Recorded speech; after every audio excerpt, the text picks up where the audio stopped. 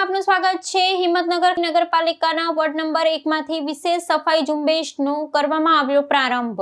દેશમાં વિકાસ, વિશ્વાસ અને જનકલ્યાણના સફળ 12 વર્ષની ઉજવણીના ભાગરૂપે તેમજ સ્વચ્છ ભારત સ્વસ્થ ભારત અભિયાન અંતર્ગત હિંમતનગર નગરપાલિકાના આરોગ્ય વિભાગ દ્વારા વોર્ડ નંબર 1 માં એક વિશેષ સફાઈ ઝુંબેશનો પ્રારંભ કરવામાં આવ્યો હતો। નગરપાલિકાના પદાધિકારીઓ અને સંગઠનના હોદ્દેદારોએ સ્વયં હાથમાં ઝાડુ લઈ આ સફાઈ અભિયાનનો શુભારંભ કરી નગરજનોને સ્વચ્છતાનો સંદેશ આપ્યો। આ પ્રસંગે હિંમતનગર નગરપાલિકા પ્રમુખ અરુણાબેન કડિયાએ સ્વચ્છતા જાળવવામાં જનભાગીદારીની મહત્વ પર ભાર મૂકતા જણાવ્યું હતું કે સ્વચ્છતા એ માત્ર એક દિવસનો કાર્યક્રમ નથી, પરંતુ સતત જાળવવાની જીવનશૈલી છે। સ્વચ્છ પર્યાવરણથી જ સારું આરોગ્ય, સુંદર શહેર અને સુખાકારી ભર્યા સમાજનું નિર્માણ થઈ શકે છે। સૌના સહયોગથી હિંમતનગરને વધુ સ્વચ્છ, સુંદર અને સ્વસ્થ બનાવવાનો સંકલ્પ આ તબક્કે વ્યક્ત કરવામાં આવ્યો હતો।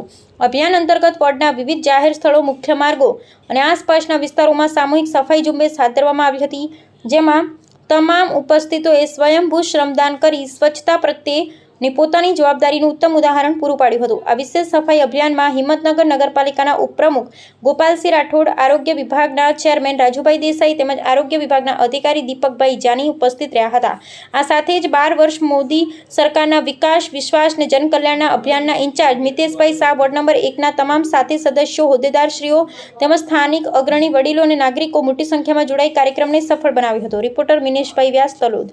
આવા ન્યૂઝ જોવા માટે સાબર આવાજ યુટ્યુબ ચેનલને સબસ્ક્રાઇબ કરો અને લાઇક કરો, જેથી હવે પછીના દરેક સમાચાર સબસ્ક્રાઇબ કરેલા હશે તેઓને નવા સમાચારની માહિતી મળી જશે।